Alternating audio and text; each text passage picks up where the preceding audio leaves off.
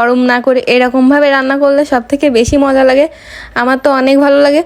তারপর প্রথমেই হচ্ছে গ্যাসের চুলা অন করে কড়াইটা বসিয়ে দিয়েছি। এখন কড়াইতে দিয়ে দেবো হচ্ছে তেল, পরিমাণ মতো তেল দিয়ে হচ্ছে কড়াইটা একটু গরম করতে হবে, না হলে ভাত হচ্ছে লেগে যায় কড়াইতে, এজন্য। তারপর দিয়ে দিলাম হচ্ছে পেঁয়াজ, রসুন আর কাঁচা ঝাল আর দুটো হচ্ছে শুকনো ঝাল দিয়ে ভালো করে এবার লাল লাল করে ভেজে নেব। আর এই পেঁয়াজ কাটার সময় আমার যা অবস্থা হয়েছে দেখো, একবারে আমি একদম কেঁদে দিয়েছি অবস্থা দেখো। পেঁয়াজ কাটতে গেলে তো এটা হবেই স্বাভাবিক। তারপর দিয়ে দিলাম একটু লবণ, তারপর দিয়ে দেবো একটু হলুদ। তারপর হচ্ছে ভালো করে ভাজি করে নেবো, একদম লাল লাল হয়ে যাবে।